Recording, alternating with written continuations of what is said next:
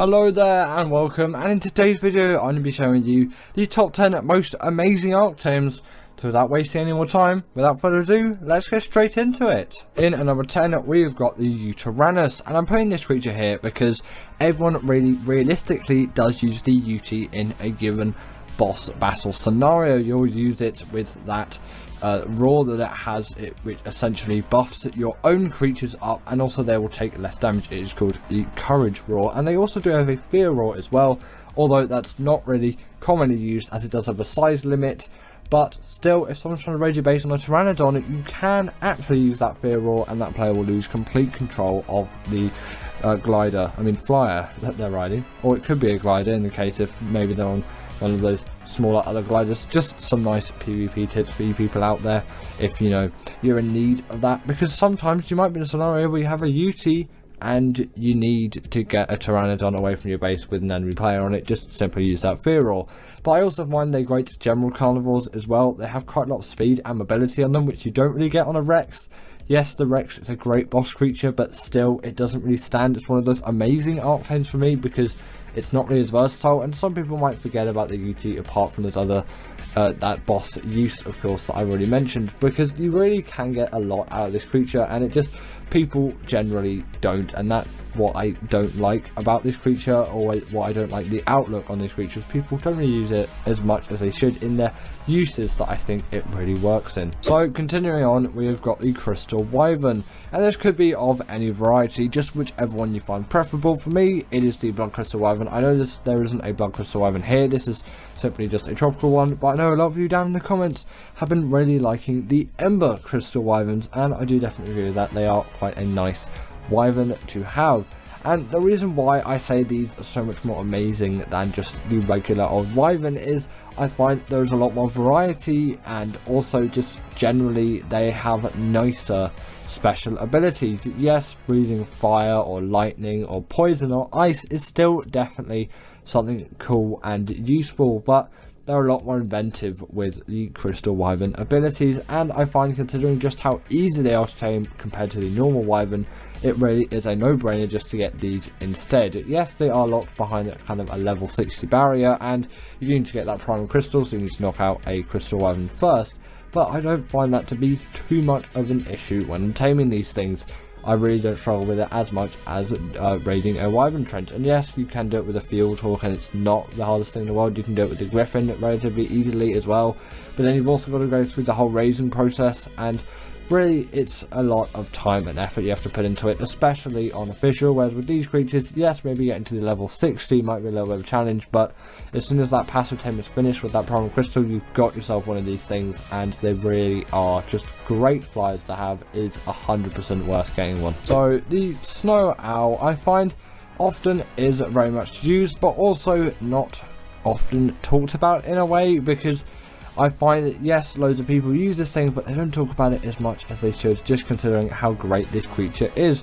And some might say, well, there's just simply better creatures out there, and I will agree, it's not the cream of the crop, it's not the best art creature out there, but it definitely is one of those most amazing ones in my opinion. But obviously, considering that we're only in the number 8 spot, there is still going to be a lot more to come with this creature. Namely, they do have the dive bomb ability, which you can also find on the Desmodus and the Griffin, a terrific ability which I really do love, as it vastly increases the speed that a flyer can travel at, even if they're just general coasting in terms of their flying is not the fastest. If the RG had this ability, it would be absolutely insane. The RG is actually later on in the list, by the way, if you're wondering about that thing.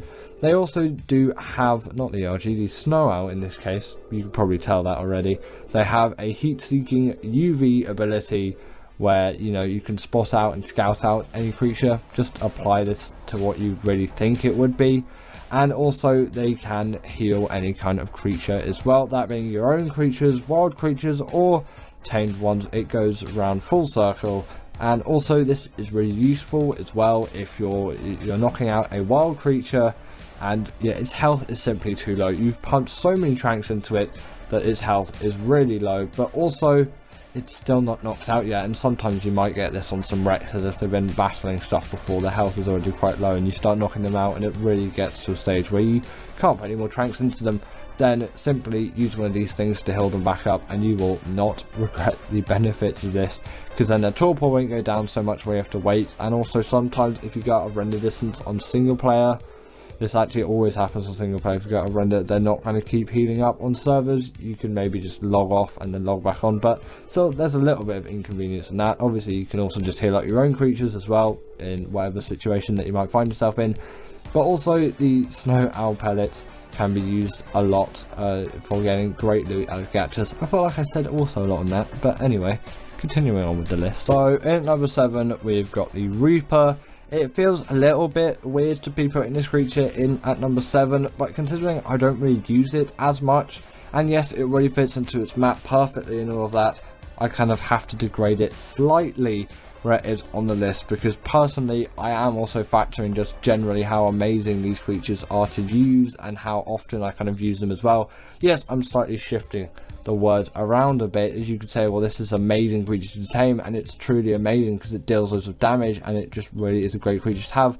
But personally it's not one of my favorites in regard of just general use. Yes, I'll use it tons on a map like Arboration, or on Gen 2 as well. I use it a fair bit considering they spawn on the map, but I don't tend to transfer these across maps just to use one of these things. I don't like them quite that much, although there is really no better feeling than taming a Reaper for the first time, especially on Arboration, because there is a long process in it, and it would be a big shame to not include them on the list, considering just how cool and amazing they look, just how great they are as creatures. They deal tons of damage, they really do pack a lot of punch, and they can travel quite far as well, almost maybe as far as a Carcanos can throw some kind of dodo or literature. So that's another pretty amazing creature as well, although it is not making the list today, but I guess they got a little brief honourable mention. In this list, the Shadowmane really did need to be talked about. Come on, this creature is packed full of all kinds of abilities. It does deserve to be here. Firstly, it is an extremely mobile creature for its size, and yes, while the Thyla does a similar sort of thing, in a way it doesn't really compare to the amount of height that you can get out of this thing. There is a serious amount of mobility withheld, and yes, it cannot climb any kind of wall or vertical surface. Once you see this jump in the B-roll here, you'll realise that you're never gonna need any of that. It can really jump to insane heights, and it's actually still a little bit crazy to me every time I do it, because although these are amazing creatures, I don't actually use these the most often. I've kind of come off them a little bit recently, but I've also kind of been coming off Arc a bit recently. I haven't really been playing a lot since ASA came out, really, actually, because I've kind of been put off because of the game a little bit. They're also really great underwater tames though, and they have the hydration buff, they can go invisible, they have the pack buff, they're great for bosses, and they have natural armor too. The only real not amazing thing about them is just the horrible taming method, which I will still never like to this day. In at number 5 we've got the Baryonyx. This creature definitely does deserve to be here. It is my all-time favourite caving creature, and it really does have a lot going for it, namely obviously that caving ability, which basically means it is the perfect size to fit into any cave, and with that size as well, it also packs enough punch. Also, don't mind about all the dead creatures that you're probably seeing around the map. You'll see a dead Yuti later in this B-roll. I heard someone wondering about that last time. Yes, the B-rolls are recorded within quick succession, and after I'm done with the B-roll, the creatures do sadly die with a command, which I'm pretty sure it's just kill, isn't it? That's the command you put in to kill creatures. Also, on top of that as well, these are really fast, speedy creatures, and they're great in the water too, with that spin attack on the right click as well. You can summon creatures up to the size of a Megalodon, which just generally makes them quite good for underwater caving as well. They're already great just for regular caving, but now for underwater caving too. Well, they have been for a while, ever since they released, because they are just generally really great underwater tames. Some people don't really like them as much, as they say they only really eat fish, and fish is a bit of an annoying thing to get.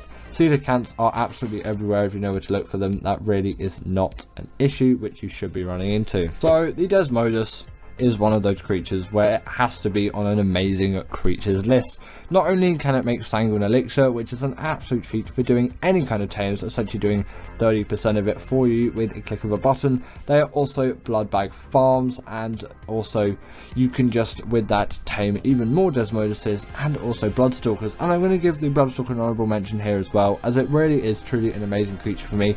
I just couldn't find a place to fit it on the list today, so I didn't, but personally I would say it deserves to be in the realms of the number 5 to number 3 spot, and it really does, in my opinion, deserve to be here. It's just there's some other creatures which I think deserve it slightly more, and I put them there instead, but I decided I'd talk about it a little bit because it's really just a great underwater mount and I love it so much. It's generally a great travel mount. It's really cool model design, generally amazing creatures to use. Once you've got over the learning curve controlling one, they are fabulous. Now just a little brief thing to finish on the Desmodus. They are also gliders. They can grip onto any kind of wall, vertical surface like the Tapijara, even just ceilings, and they can pick players off mounts with absolute ease for you PvP players out there. Now the RG has always been an all-time favourite of mine, so I had to include it in at the number 3 spot on the list. This creature has driven me through many years of Arc, and at this point almost a decade. These creatures are just one of my favorites, and although there are some slightly better creatures for travel and just with general amazingness in the RG, they really do deserve to be on here for their massive contribution to my art playing over the years. I always get so much nostalgia when riding an RG as well, or just when watching videos of people on RGs, and especially that old RG model. Yes, albeit a lot worse than the new one, has a lot of nostalgia in it. Either way, the RG is like the best metal carrier out there, having weight reduction on things like metal, crystal, and obsidian, and I'm pretty sure it's 50%, although my numbers can be a little bit out to date sometimes because I'm not really playing a lot of Arc at the moment. Like I have said, ever since ASA came out, I've just been a little bit off put by Arc in general. But they can also pick up tons of creatures as well, which really does play to their benefit. You pair them with an Anki and a Dodic, you can get loads of metal, stone, crystal, obsidian, all of those resources which you really do need. They also have a smithy as a saddle, so if you've ever done some caving, which I like to do a lot, then you can just repair your armor if those pesky ass players have got it, or if any of your pikes or gear or swords or things like that have been broken, can easily repair them as long as you've got some metal ingots in the saddle of the RG, because I don't like to go back to my base just to repair some armor because I usually decay in quick succession. And they also have a nice healing regen thing. In at number 2 we've got the Maewing, and this is really the king of travel, and it only just scrapes past the RG. I was tempted to put the RG in at the number 2 spot because of just how amazing that creature is, but the Maewing is just so much more amazing at speed and ease of travel that it needs to be here, as a lot of the recent Arc playing that I've done, or the scarcity of recent Arc playing that I've been doing, has been just generally a lot of travelling and exploring maps. I know it's not really the thing that you're going to be doing the most, but travelling from A to B is definitely something which you're going to need to do in Arc a lot, and that this really is the best creature out there for it. It's so quick, so mobile, so easy to use once you've just got over that first general learning curve, and it can be used really on any map and it works just fantastically. Yes, on Arboration a Rock Drake is going to do better, but they really don't need a lot of elevation to work like the Rock Drake does, which is obviously why they're much more of a favourite when it comes to travel. They can also skim across the top of the water, they're pretty good swimmers as well. They also are a portable feeding trough for you breeders out there, and they're not the worst berry gatherers too, so you've really got a lot of abilities in one.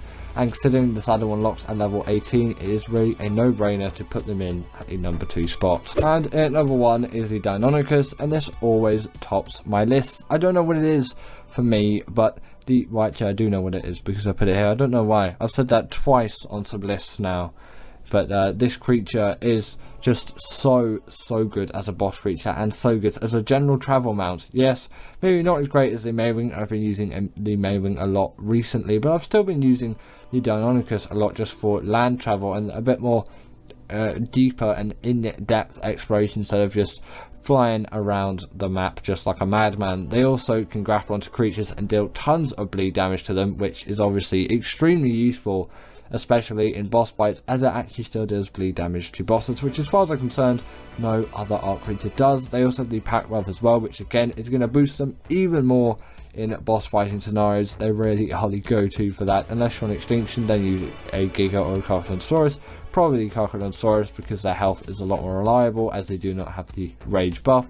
Again, they're two great, amazing creatures as well, and the Giga has really been through a lot with me, and I guess I'll give it a brief honourable mention here as well, because they really do deserve to be in this list somewhere, except I just couldn't really find a place considering all the other creatures that I've put on this list instead, because I just find all of those to be more amazing to me. Also, the Deinonychus on top of this takes no fall damage whatsoever, and it can climb up any kind of wall or vertical surface like the Thyla can. Not quite as elegant as a solution, but I still really don't mind it whatsoever, and it works perfectly for me. This is the most amazing art creature out there, with no doubts. In at number 10, we have the Crystal Wyvern. And the reason why I'm putting this thing here and not the normal Wyvern, or just the Wyvern in general, which a lot of people probably would have put on this list for many reasons. The Wyvern is definitely a very influential creature in terms of what it did for the Ark franchise and its tame method and all of that, but the Crystal Wyvern, in my opinion, is just the superior one, with just the normal like watery one, and the Blood Crystal Wyvern, which is my preferred. The Blood Crystal Wyvern, it's obviously not the one in the B-roll, because this one looks more Crystal Wyvern-y, so that's why this one made the B-roll. It's pretty self-explanatory. But the fact that they are so easy to tame, although yes, you do have to knock out a Wyvern to get the Primal Crystal, or you have to kill it. I think it's knockout though, I'm pretty sure it's knockout. Haven't tamed one of these things in a bit. And you also need a level 65 to actually tame one of these things, although I don't really find that to be too huge a requirement considering their power, and on Crystal Isles this will often be my first flyer. Even before a Pteranodon, I will get this thing, and sometimes it is even my first tame. Like, honestly, I'll just tame nothing and get this thing, and then I will gladly enjoy this creature. So that is why I put it in at the number 10 spot. Next up, we've got the Mantis, and I've had to put this creature here.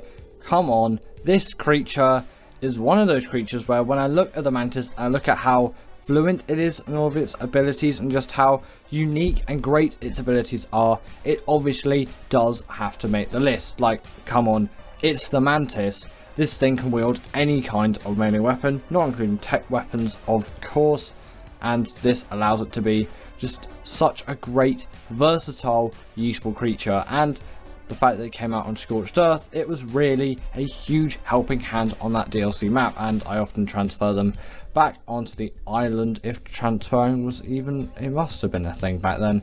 Either way, I've done it at some point. I must have. Either way, yeah, transferring happened, and I use these things on the island a lot as well, and obviously, you know, they're just really useful for gathering pretty much everything, which is obviously what you would use them for, so that's why the Mantis is here. Next up, we got the Rock Drake, and there's actually not a lot to say about this creature, as I'm sure pretty much all of you know what it is and know what it does. It is a creature which originally came on Operation, not sure what other maps it actually exists on. It did used to exist on Crystal Isles before it became a full map. Does the Rock Drake spawn on any other maps apart from Operation? Either way, it is an Arboration creature, which came out in 2017. Seems like absolutely ages ago, and is capable of huge amounts of damage, and I'm pretty sure it was like the first glider, like rideable glider that you could get in Ark, which is actually a pretty impressive feat, as I'm definitely sure that had not been done before, unless Ragnarok came first. I'm trying to think of the chronology. It may have not been the first, but either way, it was definitely one of those originals, you could say, and they're an absolute cheese. If you do the Rockwell boss fight with them, like, that boss fight is a cheese. Not the Rock Drake, it's a cheese. They're not actually particularly easy to tame, and the tame method is pretty much the same as the Wyvern, which again, pretty cool for the time. Next up, we got the Velonosaur, and this is actually one of my favourites, as I've finished it now, but I played through Extinction again, and I was using this thing a lot, and you know, I really liked using this thing across it, and my opinion of this creature has vastly changed, and actually I did transfer one over from Gen 2, which was an Velonosaur, to just basically this, but upgraded. On top of that, just essentially is the next variant, but there's a different letter stuck on because it's a different map. And this being a portable turret, obviously I'm not really a PvP player, I'm a PvE player, but still, this being a portable turret allows me to attack creatures in a way that I've never really done before, and do combat in a way that I haven't done before, and I really like enjoyed that new way of doing everything, and that's why I really like this creature. And again, it's like kind of the perfect size creature for me. I don't really like really big great creatures and all of that. I prefer smaller ones. I don't know, it's just me, but that's why the Velonosaur's here. Next up, we have got the Snow Owl, and this creature obviously had to make the list. Like, come on, when you think of this creature, you do think of some of the best creatures in Ark, actually. At least that's what I do think, as this has the gliding ability like the Griffin, although it feels a lot smoother. And actually thinking about this, I kind of want to put the Desmodus here as well, so I am going to put the Desmodus here because I haven't put it on the list. The Desmodus is going on the list with the Snow Owl in at the number 6 spot, if you didn't know, because I didn't actually tell you. But in at number 6 we have the Snow Owl and the Desmodus. Desmodus. Either way, that thing can make Sanguine Elixir and can farm blood bags and all of that, so I really do enjoy that creature for that. But the Snow Owl obviously has the ability to glide, like I've just said, same as the Desmodus, but it can also kind of do like a heat seeking ability, which plays a benefit in PvP and in PvEs. You can track down a player that might be trying to raid your base, or, you know, just a creature that you've lost. You also want to level up stamina on these things quite heavily, not just so they can fly longer distances, as the stamina drain is not really that high. It's so they can heal creatures for longer, as when healing creatures, their stamina will deplete, and, you know, you can probably tell from all of that. So that's why you'd use it for that case. And although they're not as fast as like a Managama or all of that, I'm still perfectly happy with their speed and with their very like unique and useful abilities. They really do have to make the list. Again, Desmodus as well, in at the number 6 spot. Next up, we got the Bloodstalker, and ironically I probably think that I should put the Desmodus here instead, but I've solidified it in the list now, and I kind of do prefer the Bloodstalker because of what it does. And I don't really use this thing for travel a lot, which people might say is like, well, what's the point then? This is my go-to water creature. This is my favourite underwater creature in Ark, no questions asked. It is just so versatile. It can skim over the top of the water. You can even see creatures under the water as well. It has that ability at its disposal, which kind of helps you if you want to see if danger's near. And it's a really good swimmer under the water as well. And of course, I do use it for like traveling things as well. Although I might just dish out a Maewing or something for a lot of those things, as I'm just nice with that creature. Or I might actually use the Snow Owl to travel around. And there are some great other land suggestions as well, like Thylas and Deinonychuses, although the Thyla is not a DLC creature, so I'll speak no more of it. But yes, for me, this is my favourite underwater Ark creature, and that's why I've had to put this thing in on this list, in at the number 5 spot. At least if I count right, yeah, it's the number 5 spot. And I wonder if you agree too. Is this your favourite underwater tame, or do you have something else in mind? Now we've got the Reaper, and I had to include this thing here, and in my opinion it is far superior to the Rock Drake, and Rock Drake lovers may not agree with me on that one, but personally, from experience, the Reaper has always been the better tame over the Rock Drake. Just no questions asked whatsoever. This is my go-to Arboration creature. The reason for this is just mainly because that this thing tends to pack a lot in the damage department, and you know that is kind of useful for me. And unlike a creature like the Giga, it doesn't seem as big, and it really does fit into the Arboration aesthetic, and it is an absolute cheat to tame on Gen 2. So now I have absolutely loads of these things now, thanks to Raj Clark's tutorial. Not sure if Raj Clark came up with it actually. He might have been someone else. I'm not gonna say that Raj Clark's a fraud or anything, because I don't think he is at all. I'm just not sure of its origins, but I found it from Raj Clark, so let's just say Raj Clark made it, because actually in all fact he probably did. He is quite a highly valued art YouTuber among many, including myself. And Obviously, with this Reaper's great aesthetic, great damage, and all those great features, and pretty unique taming methods requiring it to impregnate you, it had to make this list. In at number 3, we got the Maewing. Some people may not agree with this and say the Reaper's better than the Maewing, and you could probably say that, but in my opinion, the Maewing is my favourite travel mount out there, just no questions asked.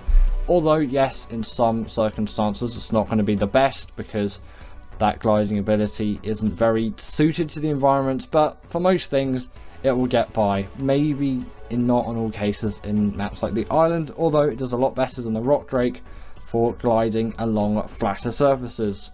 Although you don't really have as much protection, as you can't just kind of fly away from everything. But they're not just an incredible glider, they also act as a portable feeding trough and can gather berries as well. And especially on Gen 2, obviously their home map, they're extremely useful for travelling around everywhere, and obviously in the space biome as well. It really does play to a huge benefit to have a creature like this, and you can see the slightly disturbing animation for the feeding trough thing. It's I don't really know what to say about that wildcard. In at number 2, we have the Deinonychus, and actually until recently I would have put this thing at number 1, but I've had a slight rechange with my mind recently. I don't know, I've just been different, and my opinions of some things have drastically changed. Not saying that I hate the Deinonychus now, I still think it is an extremely incredible creature, and with that bleed ability, essentially it latching on to creatures and just tearing them to shreds, doing immense amounts of damage, and even to bosses as well. It's the only creature, as far as I'm concerned and as far as I know about, that can actually do that to bosses, and especially with a pack buff as well, and with no full damage and great mobility and the ability to kind of like parkour around the map. It really does play to their benefit hugely, although my opinions have shifted slightly to the creature in number 1. Just kind of suits me more now than this creature. I'm a bit more chilled with my life in general and my arc playing, so you know, I'm not all for the busy life of the Deinonychus. At this point I don't really know what I'm saying, but let's get into the number 1 creature now. And in at number 1 is the Shadowmane. And before I talk about all the good with this creature, I just want to say its taming method is awful and I hate it, and I wish Wildcard would change it, but you know, that's never going to happen. And you know, kind of going back on my previous thought there, I don't hate it as much now. That's more previous me, but I still definitely don't enjoy it. But the main things that really stand up for me is this creature's great mobility overall, and yeah, I'm pretty sure it has a pack buff as well. It must do. It has to, when I'm thinking about it. It has a hydration buff, like the Spino. Sorry about that. I don't know. I ate something just before this video. Sorry about that. That seems a bit disgusting, sorry. But they're also great in the water, which is nice. I appreciate their waterness. I can't even speak anymore today. That's all I can say about this creature. And give it up for our patrons, Ekaterina Puchkova and Karina Thorne, Dominic Maciejewski, sorry about that name, and everyone else that's on this list. All the people I've mentioned are paid members, and if you feel like that's something you want a shout out at the end of the video, go join the Patreon or become a paid YouTube member.